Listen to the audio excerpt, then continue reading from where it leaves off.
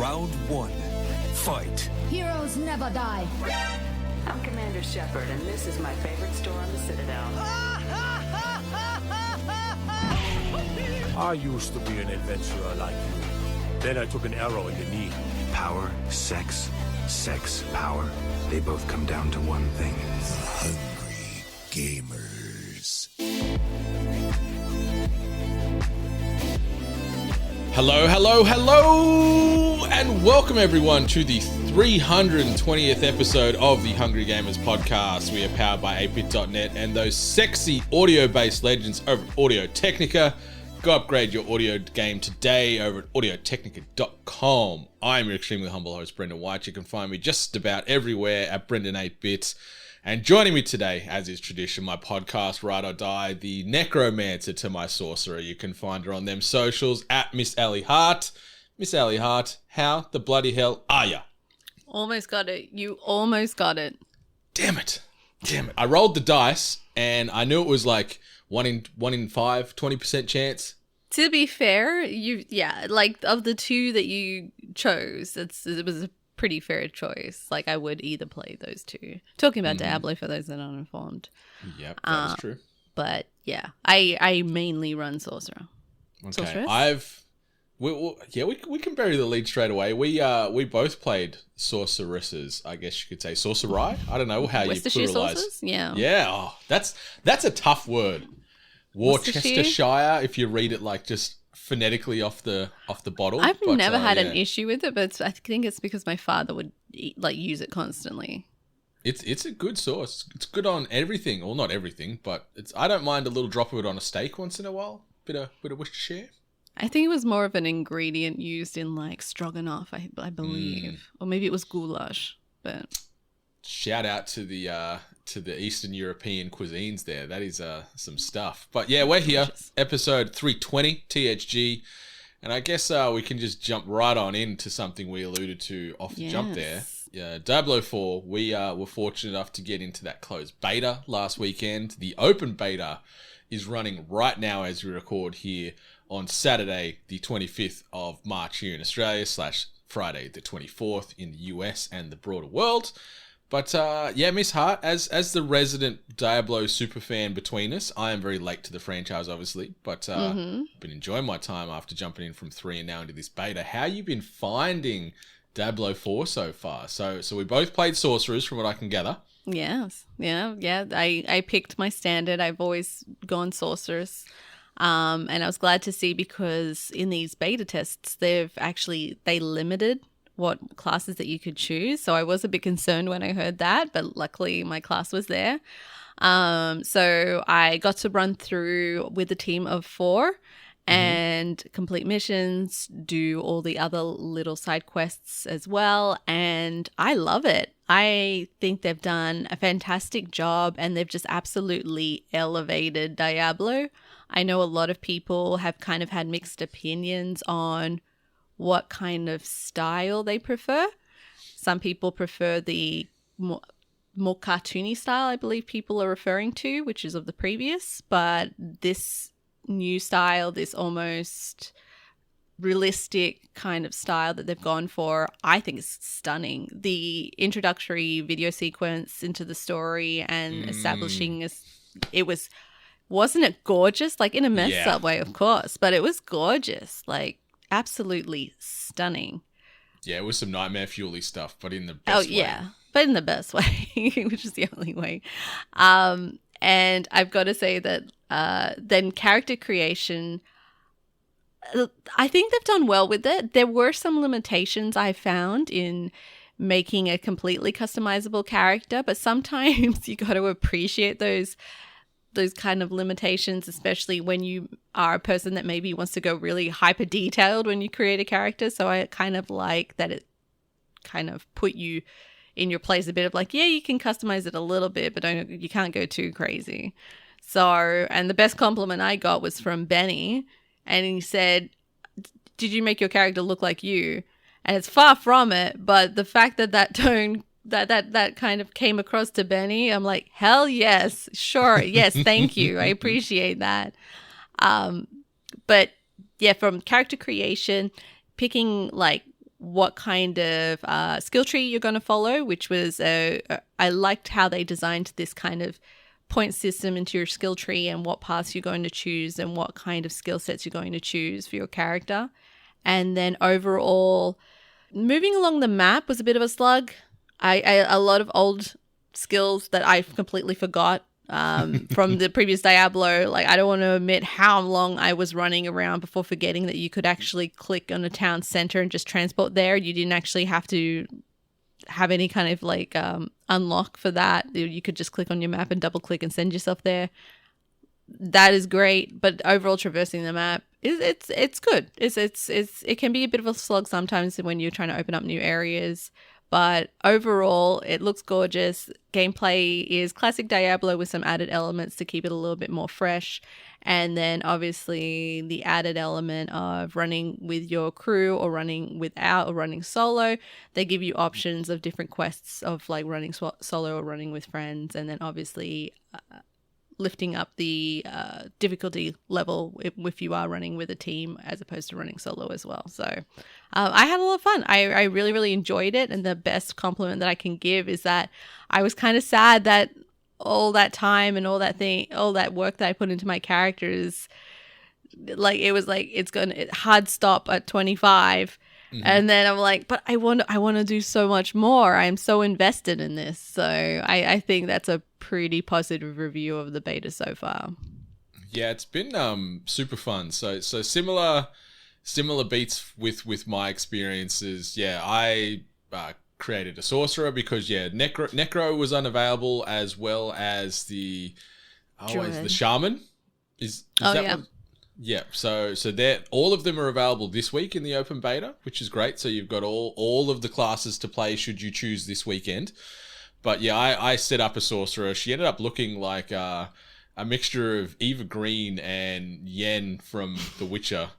But, I was not sad about that in any way, shape or form. But like you touched on, I like that this skill tree is flowing and you're not really locked into certain elements. You can mix and match your lightning, your frost, your fire, etc., to really just make yourself a death-dealing machine in whatever fashion you like. And seeing all these little elemental animations pop off at once, where you're throwing chain lightning here, you're sending a big fireball there, you've just summoned a three-headed hydra that's shooting fireballs over there, and that in conjunction with, like, I rolled the beta with Benny, and he was playing as a rogue, and watching him sort of fly around the map and blink here and there and drop caltraps and all this stuff, and just seeing the death and destruction just pile up everywhere, and the blood flowing here, and then a wave of enemies coming from that way, and then all the loot's dropping and the gold, and like it's just sensory overload playing this game, but like in the best way, because there's just so much going on. And like you said, I really like this evolution of the art style where it is grounded in a little bit more realism. The character models are great. The detail in the environments, if you're zooming in and zooming out in the game, is stunning. Yeah. I love that we've actually got cutscenes and actual spoken interaction-based scenes with NPCs instead of just either a static graphic or like a little square face pane that pops up and they do a little bit of talking with text along the bottom. I like that it's a bit more immersive and it feels big.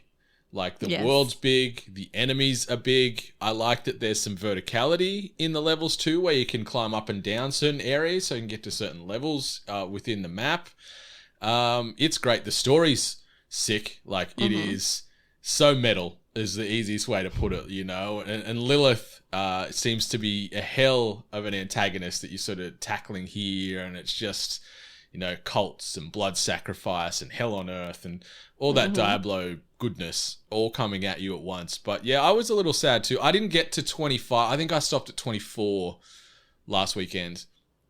But yeah, got to let's just say level cap pretty much, but got above the level 20 so I could get my little wolf cub backpack that you told me about. So managed to secure that, got the bag, which I'm happy about. So got that. But yeah, I'm going to jump in again over the weekend and play it again. I'm thinking Druid, not Shaman. It's the same thing, really, depending on the game world you're talking about. But yeah, I'm going to jump in and probably experience that class this weekend because I played Diablo 3 Necro front to back, so I don't know if I want to go back and try that. I want to maybe experience something different with 4.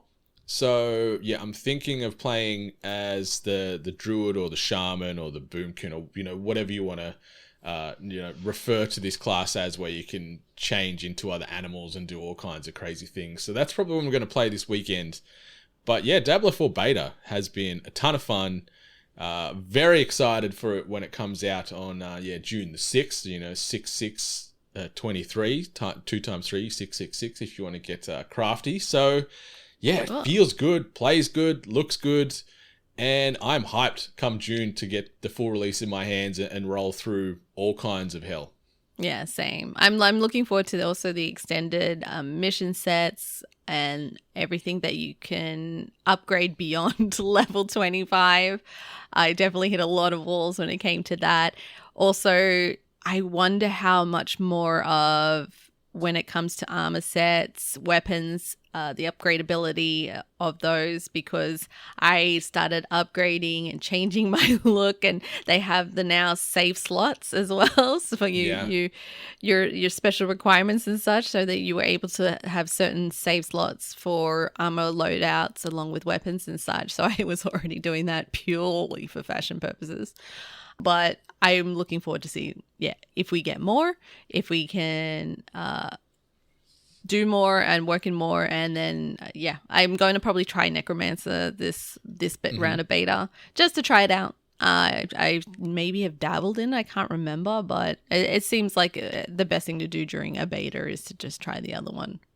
That's it. Like, I debate, like, I've got no real interest in playing as a rogue, to be honest, but like I ummed and ahed about a barbarian, but Necro was fun. Like, being able to summon like armies of the dead to fight for you is cool as hell. So I think that'd be super fun. But yeah, it's great.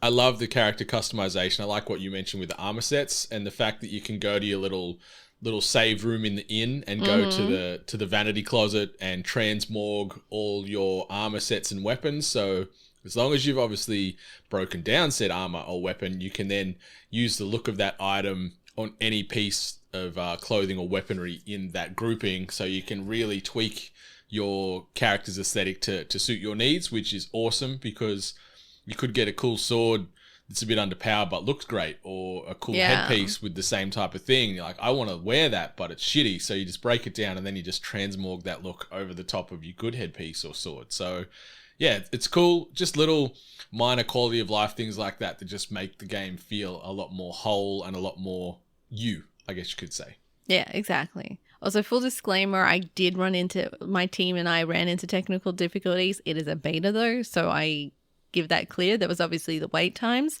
but we did have issues of being completely forced out of the game and not being able to re-enter without closing the game and jumping in queue again. That is probably the one kind of issue that I would bring up. But like I said, it's a beta. This is what they're looking for. So yeah, while Betty and I were rolling, it was the same thing. I think he had to do two hard close and I had to do one during our time. Like, and that was like, it was a big session. Like, it was still a pain in the ass when it happened, but like, yeah, be mindful when you are playing these betas in a live game-based environment. There can potentially be a few speed bumps that you might be encountering. So yeah, we'll see how stable the servers are this weekend, because obviously the server load's going to be huge this weekend because it's open beta. Yeah. So I'm very curious to know the queue times over the weekend now with, the broader world available to play this game. But super fun. I love the live events in the game as well, where you're just rolling along and there's, little mini challenges that pop up, or little mini bosses that pop up, and you just see all these other real characters that are doing their own Diablo questing just all come to sort of roll in and take them down together. It always feels pretty cool when you just got just random people joining your crew very temporarily to take down the big bad or do a challenge. But yeah, it's super fun, and I'm looking forward to playing more of it over the weekend. Yeah, me too.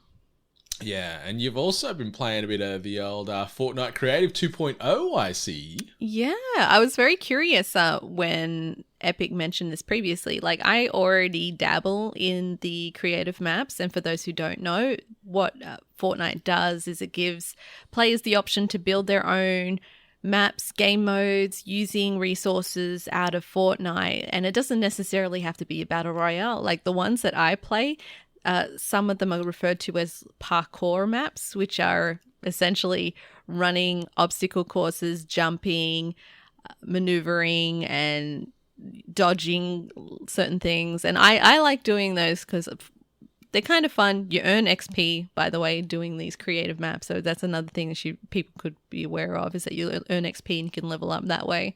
I had no idea of that. Yeah. And you've got to look too. Usually one of your Fortnite quests is to earn 50,000 XP in creative, and that usually gets you some additional XP as well. But either way, so Fortnite, Epic already gave players that option to create these maps, these different game modes on their own using assets of Fortnite. But now Epic has also included this, what they're referring to as Fortnite Creative 2.0, where it is now more elevated, more game modes, more options, and just higher quality graphics. So I straight away, I saw a demo or a small preview of this wonderful mystical dragon and a player running through a beautiful landscape, and what it's called is I believe it's called the Forest Guardian is what the game mode's called, and I had to try it. I'm like, I want to see what this is about. It's pretty cool. It's very, very short. I think it's more of the experience of just like seeing what the possibility is and how good it looks. Unfortunately, on my PC, it wasn't able to reach its full potential. But then my husband jumped on it too, so I could see it on a PlayStation. And I see now that given the opportunity, it looks beautiful. On the right device and with the right power behind it, it can look quite stunning. And there is another game mode that is clearly a capture point that is very, very similar to the stylized of Call of Duty. And there's other game modes, I believe, that people have kind of already added into it.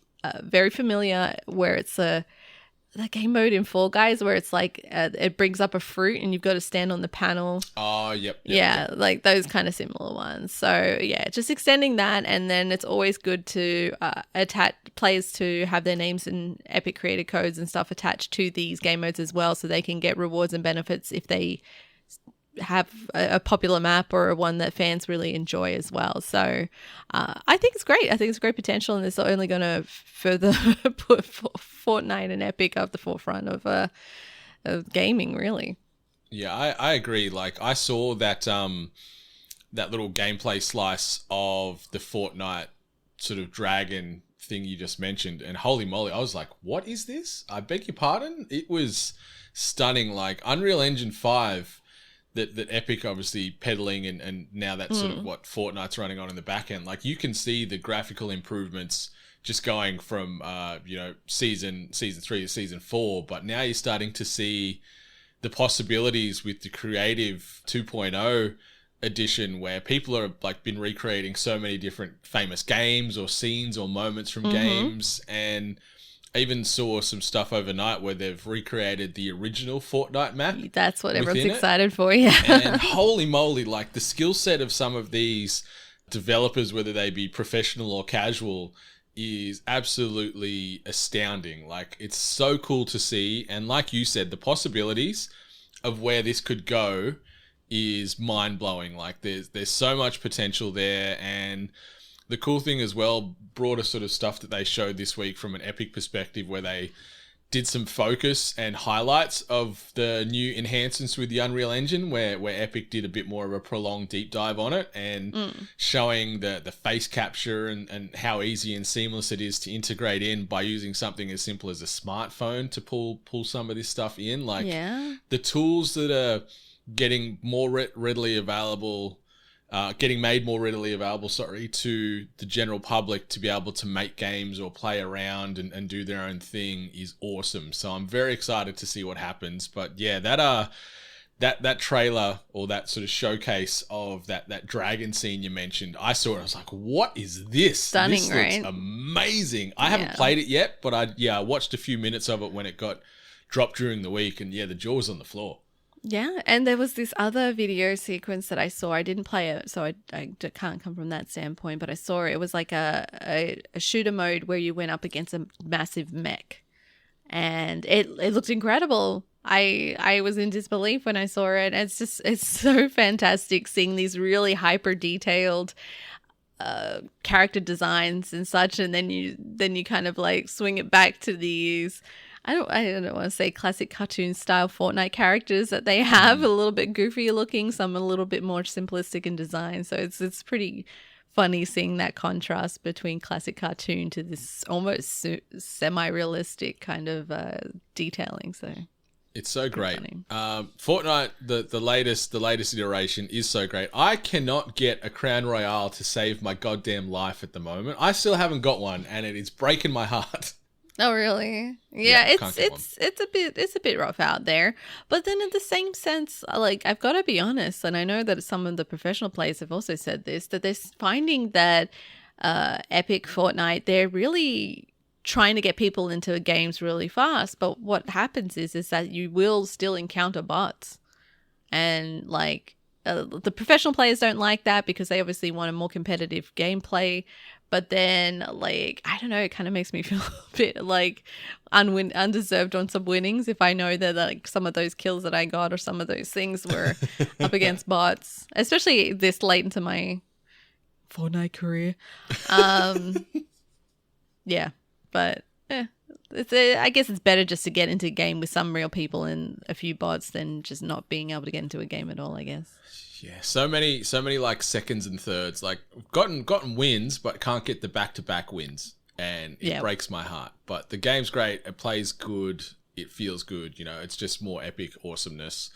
And something else that's awesome that I didn't get a chance to talk about much last episode, but it's obviously out now in the wild in an official capacity. But over the past week, I was fortunate enough to roll credits on Resident Evil 4 Remake. Nice. And boy, howdy, do the reviews out there. I'm talking the big glowing positive reviews. I'm talking, you know, specifically to say the 10 out of 10 that IGN dropped on Resident Evil 4 Remake is completely justified. This game is everything I could hope for in a remake of RE4. Like, we've talked glowingly about this game over the years and our experiences with it way back when, and seeing it pulled kicking and screaming into 2023 and the way that Capcom have changed the formula for the game a little bit while also respecting how the game originally played and some of the big moments and things like that, but modernizing some of those moments or some of those boss battles,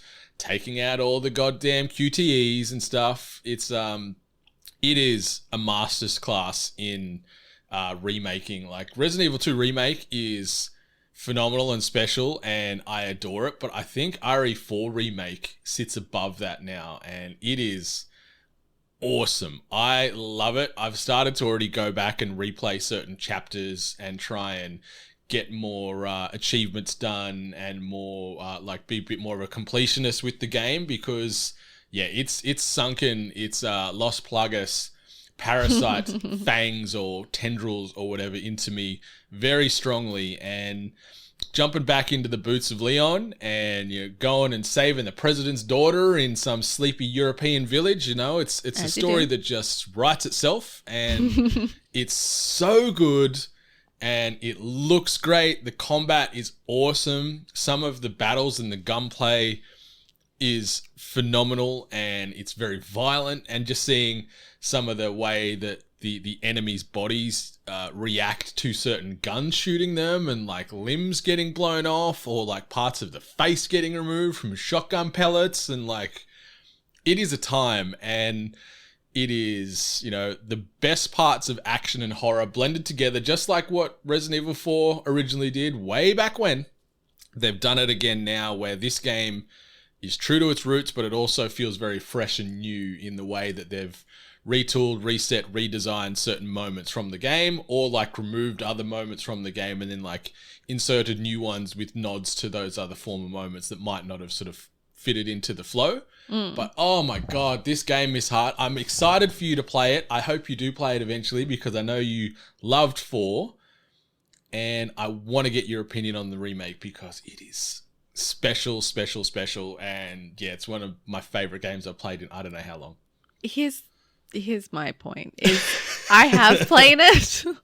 Okay. I have like not this remake. Like I've played Resident Evil 4.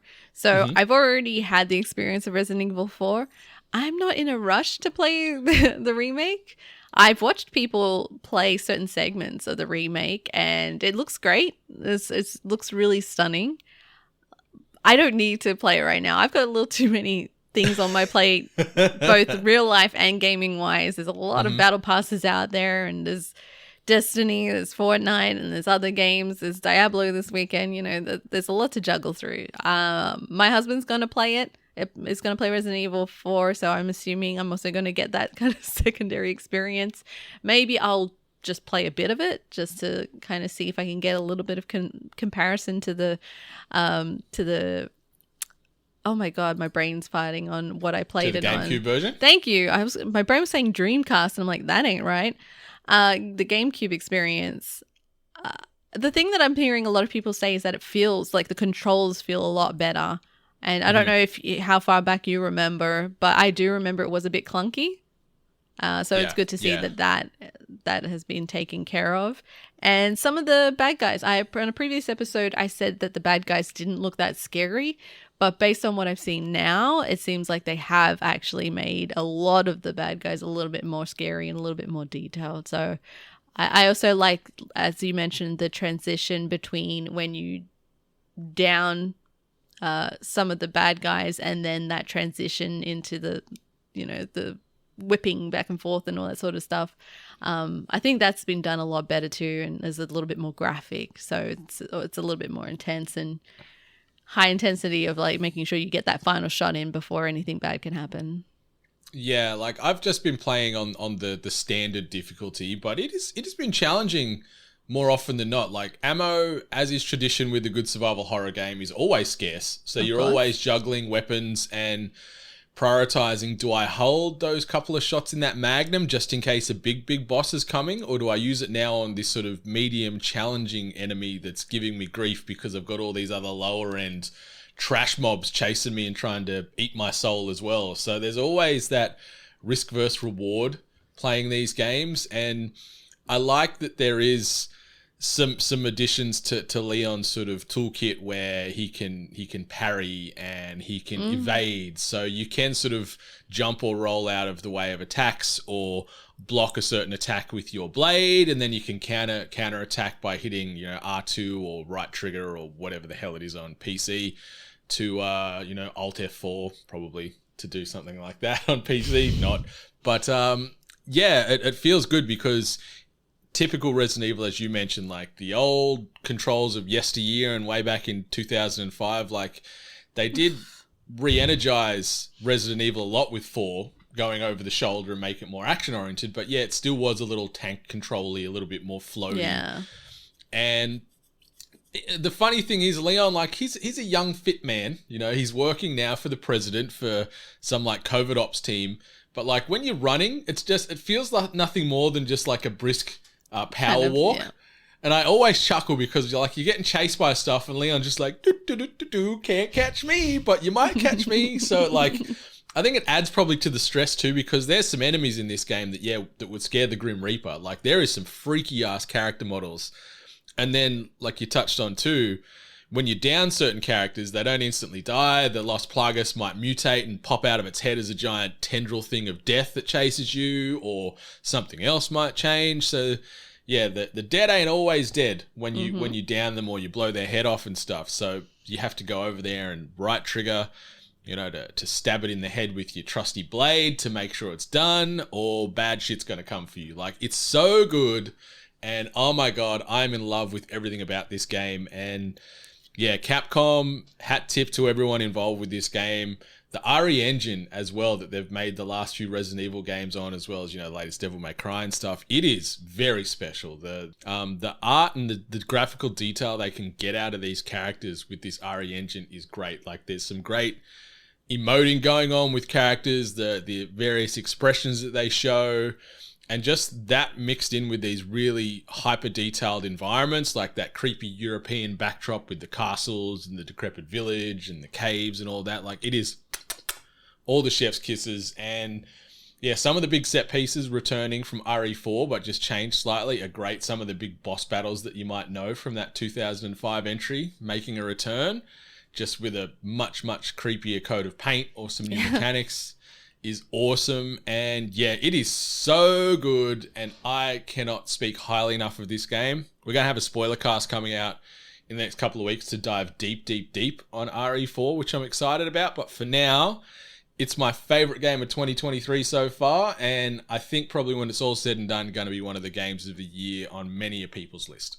Oh, that should be interesting. You don't usually see these kind of remakes make a Game of the Year list. So it's good to I'm glad that the experience has been positive for all Resident Evil fans, new and old. It's so great. It's so great. And something else is great is our official merch store, shop8bit.net. Go get yourself some tasty apparel there. Chuck it on your person. If you want to support us monetarily, you can do so over at ko-fi.com/we-are8bit. From the low price of $1 per month, you get access to exclusive content, perks, giveaways, and more. If you want to check out the broader 8-bit community of content that we are sharing out there, you can head on over to videogamesandculture.com and be sure to join our Discord and follow us on all the socials at We Are 8-Bit, especially on TikTok if you can, because we are trying to build that little TikTok space up. Regular drops every week with slices brought from us as well as the other 8-bit related podcasts. I did hear the smirk. I know there is some drama going on in America right now. Oh my God, I watched some of those interviews they're doing, and those American politicians, what a bunch of fucking clueless idiots, I must say. Like, oh my goodness. I was cackling when the guy's like, when this thing's connected to the Wi-Fi, does it get on the internet? And it's like, yes, Mr. Congressman, that is how Wi-Fi and the internet works. It works, so, yeah. Yeah, yeah, there's probably some funky shit in the back end of TikTok, don't get me wrong. In most apps, there's all kinds of tracking related data. But the fact that, like, the head of TikTok's getting up there and trying to answer these questions, and they either just railroad him and talk over the top and he doesn't get to answer them, or the questions they throw at him are just so unrelated to the platform itself and just fear-mongering US propaganda beating. Like, oh my God, I was howling watching some of these little clips doing the rounds. Yeah, this is reminding me a lot of like phone tech support with your parents, and you're just like, oh yeah, wait, what? Yes, yes, it is connected to the internet. Yeah, it's hilarious, but be very curious to see what happens. But for now, yeah, be sure to follow us on TikTok at We Are 8-Bit until it gets banned across the globe, I guess.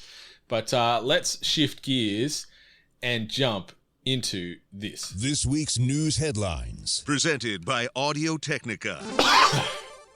Apologies about that cough there.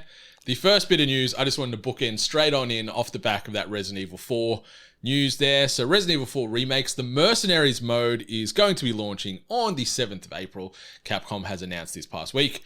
The Mercenaries is a long-running Resident Evil challenge mode that sees players attempt to defeat as many enemies as they can before the timer runs out, or you die. In the original Resident Evil 4, Mercenaries mode was unlocked upon completing the game, but yeah, in this regard, we've just got to wait 2 weeks, and it's coming out via a free DLC drop, so it's not a paid add-on. You can just install this as part of your Resident Evil 4 Remakes overall package. It was super fun running around the castle and fighting wave after wave of enemies and stuff. Very, very heart-racing kind of situations going on, so I'm looking forward to jumping back into there. And then hoping we also get some other DLC. I don't want to mention anything because I don't want to spoil, or if anyone remembers from the original Resident Evil 4, some of the other add-ons regarding a certain character that weaves in and out of the broader Resident Evil franchise. So hopefully we get some of that too. But yeah, I'm keen to play some Mercenaries in 2 weeks' time. I never touched the Mercenaries content, so I should be interested to see how it translates. It'll be good, I think. It'll be super creepy, super funky, and very, very stress-inducing. The next bit of news, The Lord of the Rings Gollum will officially launch on PlayStation 5, PlayStation 4, Xbox Series X/X, X/S, I should say, Xbox One and PC on May the 25th, with the Nintendo Switch version scheduled for sometime later this year. The gameplay will feature a blend of stealth and action as Gollum sneaks around Middle-earth. The game will also have players making choices that align with either the character's darker side, Gollum, or his gentler half known as Smeagol. The developers have said the game is taking inspiration directly from J.R.R. Tolkien's The Lord of the Rings trilogy, rather than Peter Jackson's film adaptations of the books.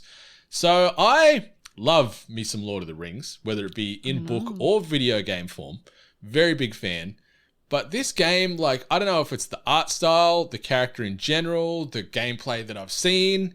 I'm having a real hard time getting excited or caring about this at all. And I don't want to disrespect the game. It could be phenomenal. But from what I've seen personally so far, I'm just like, I might play it one day. But like come May 25, I'm not lining up day one to try and jump in on this game and see what it's about. Because, nothing's really latched on with me so far. It's such a, like, coming from a perspective of someone that doesn't like Lord of the Rings but knows a decent amount. It's a curious character to follow. I only know the small amount of detail on Gollum and Smeagol, and to launch a game based on that character's adventure, which I assume is, it has to have been pretty detailed in order to say, oh, we're going to follow the story of this character. He has a very complex kind of, well, he has a, like, is it a double personality, the two sides? And then the fact that they've also made reference that they are following the story from Tolkien's story, not the adaptation of Peter Jackson's film Gollum. So is he going to sound the same? Is it going to sound the same, or is it going to be different? So yeah, I thought that would be just like a bunch of different characters where people would kind of want to follow a story or a gameplay style too. So I don't know. It's going to be funny, I think. Is it going to be whimsical? Is it going to be dark? I reckon it's going to jump both sides. Like, we probably will get some pretty dark, intense moments and then some more lighter tone stuff, because I've read the books, I've watched the films, and so I sort of, I guess, could stand somewhere in the middle where I know where maybe some of the writing might vary from what we saw on the screen, how this character is going to be portrayed. But maybe also the developers behind this might meet somewhere in the middle and probably, even though they're saying they're focusing on the books, might take some familiarity from the films, because broader media and broader consumers would know Lord of the Rings first and foremost from the film as opposed to the books. I think that probably goes without saying. Yeah. So there's probably going to be some nods to both sides, but yeah, I don't know, like, Lord of the Rings, it's a great world. There's so many great characters. And yeah, Gollum or Smeagol is a pivotal piece of the Lord of the Rings puzzle. But I don't know, I just can't find myself caring a ton about playing a whole game as this character, or characters, if you want to say. So we'll see. Like, we don't have to wait too long. It's out literally in 2 months from today. Yeah. So on the 25th of May, coming out on everything on that date, Switch later. But yeah, I'm going to, like, even though I have been a bit negative in this little talk piece, I'm going to try and reserve too much judgment and see how it reviews. And maybe if it does review really well, it might incentivize me to jump in. But right now, I haven't really seen anything that's just latched onto me and said, you must play this on the 25th of May. So, yeah, we'll see. It's just like, it just feels it could be fine for me. It's a fine. You watch and it's like game of the year wins. Oh my! Can you imagine? It could, anything's possible. that damn cat game was in the game of the year. So. Yeah. Shout out to Stray. But moving on to the next bit of news here, and this has been interesting. This is tying into the whole broader Xbox versus Sony versus various government agencies pushing back against the Activision Blizzard deal and da-da-da-da-da. But this bit of news, Redfield was also originally in development for PlayStation 5 before Microsoft acquired Bethesda, according to the game's director. This version was ultimately cancelled and the game became exclusive to Microsoft platforms. In an interview with IGN France, Arcane's Harvey Smith explains, "We got bought out by Microsoft and that was a huge sea change," he said. "No PlayStation 5, now we're going to do Game Pass, Xbox and PC. Originally, Redfall was meant to release on all platforms, but Smith said that the studio didn't mind that decision, however. He continued, support from Game Pass and have to worry about one less platform, one less complexity. And Game Pass has a ton of people that can play. It could be our biggest game ever because of the 30 million Game Pass members, or whatever that number currently is. So, obviously Redfall is coming out on Xbox and PC on the 2nd of May. We're starting to see more and more gameplay getting shared leading up to that release. We're getting a lot more interviews with various people from Arcane, and a lot of feedback we're seeing from various people in the space has been very positive. They're, talking about how big this game is, how it can happily operate as a single player experience as well as a team-based experience, which makes me very happy. But this came up in some of the back and forth with the various court and litigation situations happening with the acquisition, where Sony is saying, look, they're gatekeeping these games from us, but then Microsoft countered with, hey, you got 2 games, Ghostwire Tokyo and Deathloop, for like 12 months on your platform. Even though that Bethesda acquisition happened, we still allowed those deals to go through. So there's this whole back and forth slandering tennis match still occurring. There has been some positive announcements over this past week with a few other governing bodies, ruling or standing strongly in favor of this acquisition now going through, but we've still got more to come.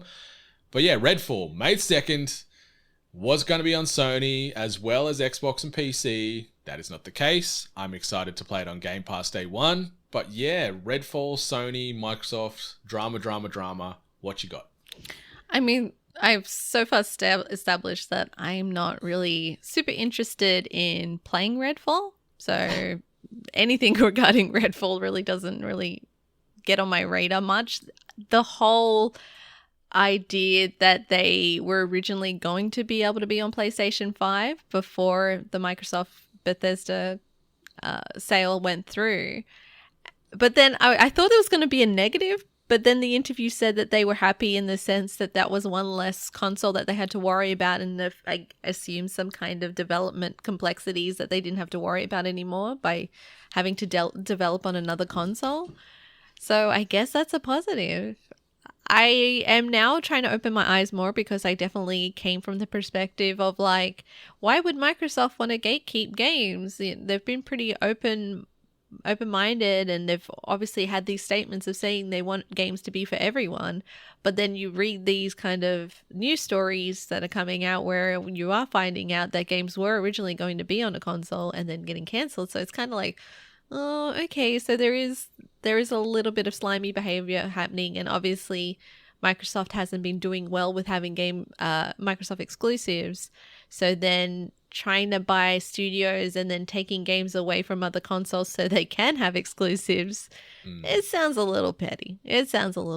But if they're happy, if the studio's happy and they're comfortable with now being on just one console and being a part of Game Pass, and they're seeing the benefits of that, then I guess that's the win for the moment. That's it. And like, you wonder how much of this is also like toe the company line speak, where Sure. Harvey Smith from Arcane might be genuinely in the background upset that it's not going to PlayStation, but Sure. yeah, from the higher ups, Microsoft and down through Bethesda and then through to Arcane, they're like, this is the mandate. Don't you dare, You step are out around happy. this. You are very happy. But it makes sense. Like you touched on, like, the more platforms a game releases on, the more variables that could create havoc with your game, because, it's not a copy paste job where every platform handles that game exactly the same. Each bit of that hardware runs and performs differently, so you need to benchmark it multiple times, which takes a lot of time and a lot of money. So one less platform to focus on would allow that development cycle to sort of continue at a better pace with less risk and less variables. But yeah, I'm keen for some Redfall. I'm keen to hunt some vamps on the 2nd of May, and I wouldn't have been upset if it landed on PlayStation. But like you said as well, Microsoft really needed a win as far as exclusive titles. And we were talking offline the other day about what have Microsoft or Xbox got coming in 2023, and it's like there ain't a ton kicking around that's official. Like, we got Redfall, we got Starfield, we got a new Forza, we got that Minecraft Dungeons, and that ain't really that's sort of it from just the first party studios they've got. So it's still a bit lean out there in the streets for Xbox and Microsoft. So yeah, pulling a few of these titles back here or there just to prop up their own back catalog makes a ton of sense. Yeah, it makes sense. Sounds a little crummy at times, but I mean, business, I guess. That's it. Got to make that dollar, chase that paper. All right, next bit of news. Valve has suddenly confirmed Counter-Strike 2, and it's arriving sooner than you might think. An exact release date has yet to be announced at time of recording, but it's been given a summer 2023 release window, and it will run on Source Engine 2. It will be a free upgrade to CSGO. It's also available in limited testing to some CSGO players starting this week, with Valve revealing more details on how to become part of the limited test. Per a CS2 website that popped up earlier this week, the largest technical leap forward in Counter-Strike's history, ensuring new features and updates for years to come. In several videos released, Valve gave a closer glimpse of what Counter-Strike players can expect. Specifically, Valve highlighted its upgraded and overhauled maps, game-changing smoke grenades, tick rate dependent gameplay, and redesigned visual effects and audio. So I have got negative skin in the Counter-Strike game. I've played a few games here and there over the last, 15 years this game's been out. It feels like it's been out an eternity. And it's a stalwart in the competitive shooter space. But the fact we've got Counter-Strike 2 coming out in a few months, because we're talking like US summer, Australian winter. Yeah. So we're going to be waiting. This game's going to be out in the next 4 to 5 months, I'd imagine. And everyone's pretty hyped, especially with, game-changing smoke grenades and tick rate independent gameplay. Like that is some words right there. Well, the smoke grenade thing was slightly impressive to see, because I don't think I've actually seen smoke grenade mechanics kind of done like this in any kind of shooter that I've played, where normally when you drop a smoke grenade, it's mostly a screen and it just kind of lingers. And that's it, like your vision is obscured. But what they've shown is that you can actually manipulate the smoke with, I believe it was either with grenades or with your guns. So you can clear that smoke, which is a bit of a game changer, where especially if you're trying to buy time or you're trying to maneuver around the map using that smoke coverage. So I thought that actually was pretty impressive. It reads funny, but it was like, oh, okay, I see what you guys are doing. But I think what's really cool is that for starters, everyone was genuinely shocked that it was just kind of like surprise, like here's the content, here's what we're doing coming up in a couple of months. Also free upgrade. CSGO is it's been massive. It's at the top of the charts. It's one of still the most played first person shooters. It's still extremely competitive. I've only played such a short amount. When I loaded into the game and the person who was showing me CSGO was like, no, you've got to learn where the gun's kind of the pattern that they shoot in, and that's how you get better at the game. I'm like, what the? And he had me shooting at a wall to learn the patterns and stuff like that. I said, no, thank you, CSGO. No, thank you. So I appreciate the competitive scene in that game. So, but yeah, it looks like what they've shown looks good, and I guess that's just even better for the scene. And then I think things are just going to get even more impressive with all the changes as well. I think so. And this will probably reinvigorate that community a little bit more, because we've seen over the last couple of years more of those CSGO players jumping to things like Valorant. So, true. Yeah. So we'll see if that'll give a nice sort of uptake back into the CSGO community there, with Counter-Strike 2 making its way to PC screens in the next several months. The next bit of news I've just titled, "In Space, No One Can Hear Your Squad Scream." And this ties into Aliens Dark Descent, which is a squad-based tactical take on the classic science fiction franchise. And it's launching for Xbox, PlayStation, and PC on the 20th of June. And to celebrate the news, publisher Focus Interactive also released a first gameplay trailer. Developed by Tindalos Interactive, Aliens Dark Descent is a squad-based single-player action game that pits players against xenomorphs, human Weyland-Yutani Corporation operatives, and previously unseen threats as they explore the large, open levels of the USS Otago, requiring them to command their team of Marines in real time to stay alive. Squads are assembled from 5 starting classes, with Tindalos promising dozens of specializations, unique abilities, and weapons to customize them further, with players needing to keep track of their soldiers' health, resources, and sanity along the way. Tread carefully, as your foes will adapt their tactics to your actions while hunting you down, because death is permanent, Tindalos explains. Forge unique paths for survival, uncovering shortcuts, creating safe zones, and setting up motion trackers in a persistent world where your actions impact levels forever. So this game got announced in the last 12 months, and I remember we talked about it on here, and we were pretty mid, as the kids would say, pretty lukewarm.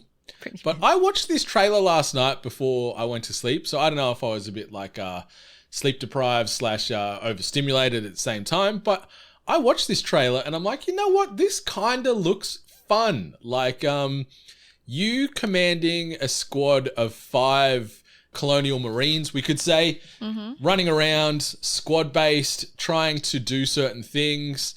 It's hitting all the beats from the movie. We've got scenes where you're welding doors open and shut because xenomorphs are coming at you. You can hear the tracker sound. You've got a lot of the machismo tropes and vocal lines getting thrown around. Like, you know, squad-based aliens. I was kind of out on it when it got announced, but the trailer, I'm like, I'd play this. I want to give this a go. Will I like it? I don't know. I'm not typically a real-time strategist when it comes to my gaming preferences, but I watched this trailer before I went to sleep and I'm like, this looks interesting. So I chucked it in the news because I'm like, this kind of looks like it would be fun. It reminds me, and I'm absolutely frustrated I can't remember what the game title was, but it does remind me of an old PC game, and I could have sworn it was Aliens and Marines or something, and it was very much the same kind of style and also from the same viewpoint.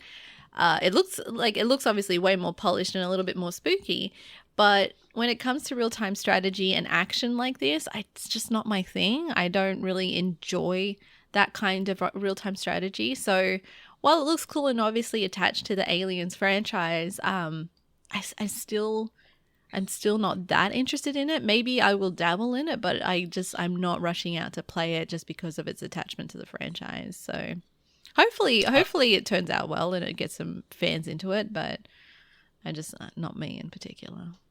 I wish it allowed for multiplayer. Like the fact that you've got a squad of 5, but you're controlling them all. Like I get that's how that dynamic works and these RTSs typically play, but I think maybe adding a little bit of a multiplayer or co-op wrinkle could be really fun. Like aesthetically, yeah, the graphics, it looks cool and the environments are impressive. It's got that isometric, top-down angled sort of viewpoint. The detail in the characters isn't like, high detail, but it looks cool. It reminds me as far as recent games that we played. Remember the Ascent that we played last year? Which was sort of that cyberpunky, post-apocalyptic-y sort of vibe. That's the aesthetic and the look that this game's got to me. That was the first thing I thought, that maybe the same studio tackled it. Not the case. But I'll give this a go on June 20. I'm gonna fire it up and see if it's enjoyable. It's a very un-Brendan game genre, but the source material is very Brendan. So I'm like, Aliens, I'll give most Aliens games a go.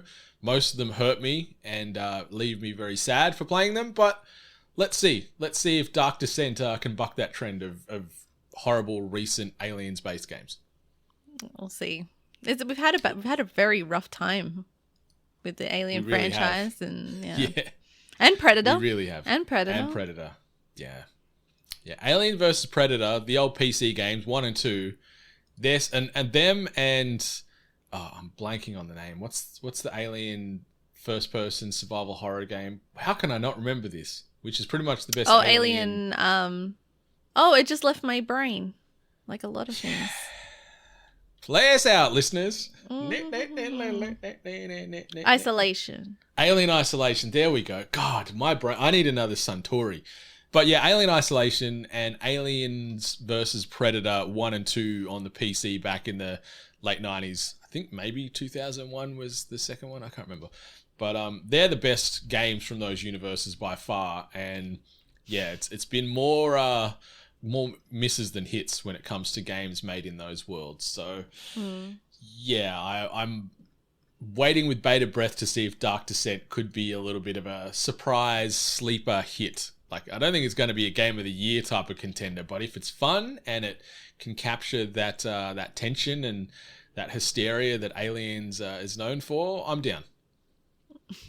Yeah, we'll see. I feel like it's not going to be a game of the year contender. No, I don't think so. Apparently Resident Evil's getting that. Oh yeah, Resident Evil 4 Remake, you are my early frontrunner for Game of the Year. And the last bit of news, I've just titled this one, Cowbunga Dudes, and it's a double slice of Teenage Mutant Ninja Turtles related news. They're related but unrelated. So the first one, prepare for a darker take on the Teenage Mutant Ninja Turtles in a video game version of well-regarded comic book The Last Ronin. As reported by Polygon this week, this game will be a third-person action role-playing game in the style of God of War, with the last surviving Turtles member as its hero. The Last Ronin tells a markedly different Turtles tale from usual. It's set in a grim future where 3 of the 4 superhero Turtles are dead, alongside Master Splinter. The remaining Turtle, whose identity is only revealed at the end of the book, acts as a lone Avenger, taking down the Foot Clan across New York City. Should I just read the next bit of news and then we can sort of focus on one after the other? You reckon that'll work? Yeah. Okay, and the next bit of news. Get ready to Shreddy.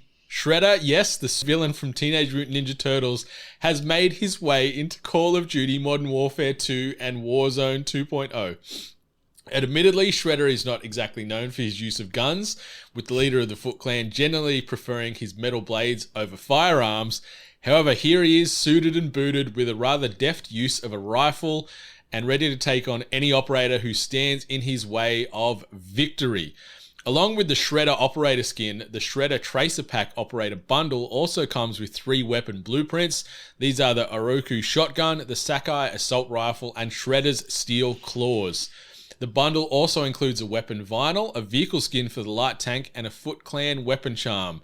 You can get your hands, or perhaps that should be claws, on the Shredder bundle via the Call of Duty in-game store tab right now.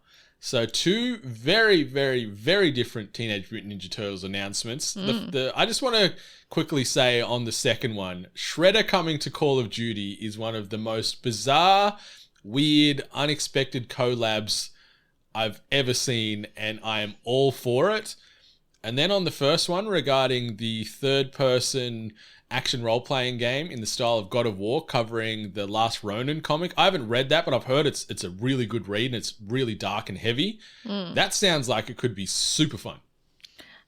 I was never allowed to watch any Teenage Mutant Ninja Turtles stuff. So the fact that like something that I witnessed as a kid as being a very kiddie kind of show, and then when I heard about The Last Ronin, I was like, what the hell? Like, how can you make Teenage Mutant Ninja Turtles so serious? Like, I thought it was meant to be like so whimsical and such. So I have no idea how this plays out. Like, I still can't in my head register a very serious, moody kind of game, especially when you are liking it to the styles of God of War. But I maybe I should look into The Last Ronin. Maybe that just honestly reading it will let me know exactly why people are able to make that kind of comparison and think this game's going to work. And Shredder, he's 80s, right? Well, for the most part, he's 80s, and Call of Duty is very much about introducing all these 80s characters into the game. So I guess we're very excited for Teenage Mutant Ninja Turtles. Obviously, the animated movie that's coming out was recently announced, and then we're obviously talking about this video game for The Last Ronin, and then Call of Duty is just like, here's Shredder. So like everyone's ready for it. I think it would be better to it would have been better to have Splinter, because he's like a big rat, isn't he? He's a big rat. That his Shredder thing got me so good. Yeah, Splinter would look pretty great in Call of Duty as well. Huge rat running around with a gun. Yeah, it is so bizarre. It's great, and I am here for both of these announcements. They're both very different. Like, yeah, some moody, serious Ninja Turtles. Like, yeah, the 80s cartoon was very light in tone and funny, but the first live action movie was pretty dark and heavy. But then the second one, that also had everyone's favorite vanilla based Ice making an appearance, was a lot more light in tone. What's the second vanilla based Ice? Maybe it's some kind of sweet treat. I don't know. Okay. But it's the second movie was a lot more kid and family friendly oriented, where the first one, it was pretty dark. It was pretty heavy. So I like that they're bringing out a bit more of a mature take on the Turtles. And yeah, I'm very curious. I'm going to be watching along here regarding the development of the Last Ronin game, because yeah, if we can get a bit more of a serious story, like it's going to be funny playing as a giant humanoid turtle seeking vengeance around New York City. But I've played weirder stuff, that's for sure. So I'm not going to pass too much judgment there. And yeah, if I was playing COD, I'd waste the money to buy a Shredder skin for sure. But I don't even have MDubs 2 or Warzone 2.0 installed on my Xbox right now. It's quite the investment to buy those kind of skins on there. You really need to play it enough to justify that, says the people that drop too much money on Fortnite. Yeah, but we're in that ecosystem. We are living and breathing that world every other day. Mm-hmm. Yeah, but sadly, Call of Duty is not the case, because I'd also probably need to buy 15 hard drives to install the damn thing on the Xbox anyway. I think it's like 800 gig download, I think, for the full MDubs 2 and Warzone 2.0 client. It's absurd. But anyway, yeah, Ninja Turtles making a comeback in a whole host of fashions. So yeah, get your Shredder skin today, kiddos. But let's jump into this. Tweet of the week. And this tweet comes via way of @Pokemon, and with the 3 emojis: blue hat, love heart, lightning bolt. And there's a gif there of Ash Ketchum, I guess you could say, walking into the sunset, walking towards a nice rainbow, pallet town, all that type of stuff. Because, yeah, anyone that's playing along at home, the last episode of, you could say, the mainline Pokemon animated series that had Ash as the lead protagonist has aired this past week in Japan, and he is, I guess, putting his cap down. He is done trying to be the very best and is retiring from the world of Pokemon. And yeah, it was very bittersweet. The world is crying many a tear this year for Ash Ketchum. I don't know why the way you worded it made it sound so demotivating. He's putting his cap down. He's done. He's done trying to be the very best. I'm like, fuck, this sounds like my 30s. Can take me and my Pikachu into the sunset.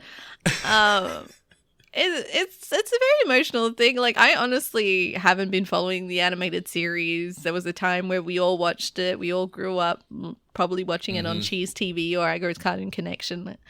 And, we grew up with it. It was very special. But then some of us kind of drifted off of the animated series. Other people stayed on top. But to hear that it is the last adventure of Ash and Pikachu that we're going to see animated now. And I'm like, okay, you know what? That does hit a little close to home. And like, a lot of people have been showing their favorite moments and all the final sequence. And I'm like, yeah, like the show was pretty special to us. And it was, it was a little kiddie. It was a little messed up. It had some other questionable things that happened into it, but it was great to grow up with. It was great to have that kind of connection with other kids of trading Pokemon cards, playing the Pokemon game, watching the animated series, and then moving on to movies and such that came along with it. So, and then we watched it develop, and some of us play Pokemon Go still, and other people now are dropping a lot of money on Pokemon cards. So it's been pretty timeless. So having this kind of very long chapter come to an official close probably hits home to a lot of us that grew up with it, because that's it. So I agree. Like, old Ash Ketchum was part of most of our broader friends group and, our community's childhood. Mm-hmm. So it is the end of an era. And yeah, it's going to be sad to see Ash go, but all things must come to an end, I guess. And he's probably going to live a good life, just simple life in Pallet Town doing God knows what. But on the back of that, we got the trailer as well for, I guess, the next step or the next evolution of the Pokemon mainline animated series. And the trailer showed off the dual protagonists, Liko and Roy, and showed a heap of other characters that they're going to be adventuring with, other people they're going to be, tackling this broader world with and whatnot. So, Pokemon Horizons, the series, it's going to be a thrilling journey that explores new wonders and makes fascinating discoveries about the Pokemon world. That was said by Taito Okihira, who's the VP of marketing for the Pokemon company. So, Pokemon Horizons, the series, is the next step now that Ash is just going to live a simpler life, and off we go with Liko and Roy. So shout out to Ash. Thanks for all the memories, kid. Even though I think you're still only 12 years old, you haven't aged in 20 plus years, where the rest of us are now old and grey and got back pain. So who's the real winner here? I think it's Ash, because he can retire young and healthy and do whatever he wants, where we're all in a world of hurt. But yeah, Pokemon Horizons, the series, will be coming soon to screens near you, and shout out to Ash and Pikachu and co. So y'all will be missed. But if you don't want to wait a little longer till Pokemon Horizons, the series, makes its way to screens, do not worry, because we got you covered. New releases and events. All right, we're talking about new releases falling between the days of March the 27th right through to April the 2nd. As far as podcasts, this week we've got another new episode of More Than Hentai dropping, and this is going to be a deep dive on the horror action smut fest that is known as Devilman Crybaby, available to view on Netflix right now. So myself and Super Marcy are tackling that one, so check that out on the podcast RSS feeds this week. If you're waiting to check out some stuff on the small screen, don't worry, because there is some great new returns or debuts for shows as well. Succession Season 4 starts this week, which we also found out in the last month or so that it's actually the end of the show. Yeah. So Season 4 is it for Succession. Great show. I love it. Great characters, big drama, corporate business, family tension, and all kinds of madness that is Succession. I've also got the animated debut of Marvel's Moon Girl and Devil Dinosaur, Season 1 making its way to Disney+. Riverdale, Season 7 now. Jeez. Holy moly, there's 7 seasons of Riverdale. It is, I fell off after about maybe Season 3, so I've got a bit of catching up to do. I don't know if I'll ever go back, but the intention could be there one day. And a movie that we talked about glowingly as far as something we're excited to check out, Tetris, making its way to the streaming services this coming week as well, which I'm excited for. On the big screen, Dungeons & Dragons Honor Among Thieves officially hits the cinemas this week, getting very good reviews from both casual and devout D&D players, which is good. So I'm excited that it caters to sort of both ends of the market there. And as far as games coming out this week, we've got a good assortment. We've got Colossal Cave, Crime Boss, Rockay City, MLB The Show 23, Sifu making its way to the Xbox platform, Terra Nil, The Last of Us Part 1 making its way to PC, Dredge, The Last Worker, Citizen Sleeper, and Cosmonius High on the Quest as well. Out of that list, obviously Last of Us Part 1 on PC will be great for PC gamers to experience for the first time, but Dredge, I am so excited to play this dark, fishing-based adventure game that come out this past week, or it's coming out this week, I should say, getting reviewed very well. It looks creepy and unsettling, and it weaves in fishing. That's some of my favorite stuff right there. And I'm very excited to play Dredge. It looks, and from what I've heard from a few friends that dropped some reviews this week, plays really well too. Is it a scary game? I'm just looking at some of the screenshots from it. It looks quite whimsical. It looks quite sweet. Yeah, no, it's there's some darkness in there. There's sort of like almost like a day and night mechanic where it can get a little bit sketchy out in the darker depths there. So I'm keen as a bean for Dredge.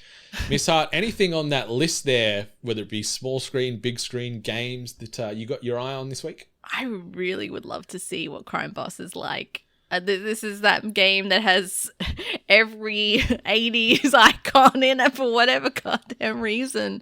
I guess all their checks are bounced. But yeah, this was that really weird kind of 80s style, almost like GTA-ish looking game that came out. Trailer was released and we were like, all right, what the hell was that? And now it's being released. I'm like, I need to know like what this is. I need to know if it's good. I just need to know because it reeks of 80s and I just need to see if it actually works out. I'd love if it was a hidden gem. I would love that. I'm hoping it could be. The fact that this game got announced somewhere in the last 3 to 6 months. Max. Game Awards, right? It was a recent announcement, and the fact it's coming out this week and we haven't really seen any extensive gameplay makes me worry a little bit. But also the eternal optimist, and like you said, it's got like the murderer's row of 80s/90s BCD grade action stars in there. Like obviously Danny Trejo is phenomenal, but like Michael Madsen's in there and like Michael Rooker and Chuck Norris. Like all these people from yesteryear. Like you said, they're probably a bit low on the Johnny Cash. And they're like, I'll lend my likeness to this game. Pay me developer. But I'm hoping it's better than the most recent Saints Row. That's my benchmark. Well, yeah. I guess that's going to be the most recent comparison that I'd be fighting against. But yeah. If it can be better than the most recent Saints Row, I'll be happy because that game was pretty rough. But Crime Boss Rockay City looks like it could be just some absurd fun. And if I can roll around with Chuck Norris and Rob Banks and get into all kinds of hijinks with these characters, I'll be a very happy man. But that and Dredge, I have got my eyes all over. And obviously Dungeons and Dragons. I'm going to go watch that this week as well. I'm still waiting for bloody John Wick. It's been getting amazing reviews and I'm just like, I really, really want to see it. So I was going to go watch it yesterday, but then I decided I wanted pizza and wings more, so I did that instead and just sat home and gorged myself. So I'm going to go watch John Wick. Yeah. John Wick probably tomorrow, I think. So it's we got plenty of content, whether it be 8-bit related coming your way, but also plenty of stuff dropping on the big, small, or gaming-based platforms too. So get hyped, 8-bit Nation. But that brings us to the official end of THG 320. Miss Hart, anything you wanted to shout out or mention before we close this studio down for another week? No, I'm going to get myself edumacated on Teenage Mutant Ninja Turtles in the last round. Yes, indeed. And also, a quick follow-up. I had a really hard time trying to find all the people listed on the Australian Classifications Board, so that exploration is ongoing. I've started to put together like a little online document and things, and I've started the research, but I've been having a bit of a slow process take place for me where I'm trying to find all these people and classify and quantify how many old white people there are. I'm just imagining you as like Charlie, that Charlie Day gif or picture where he's got like the ribbons, the red string on the wall and everything like that. Yeah, it's not far from the truth, that's for sure. But the research is ongoing regarding the Classifications Board, but I'll come back to you once I close the case. But that is it from us here. So I think it's time to get on out of here for another week. Thanks for stopping on by. But until next time, much love. And stay hungry. You've been listening to The Hungry Gamers, one of many gaming and geek culture related podcasts from the 8-Bit Collective over on 8bit.net. Check out more episodes on your podcast service of choice. And while you're there, please be sure to rate and subscribe.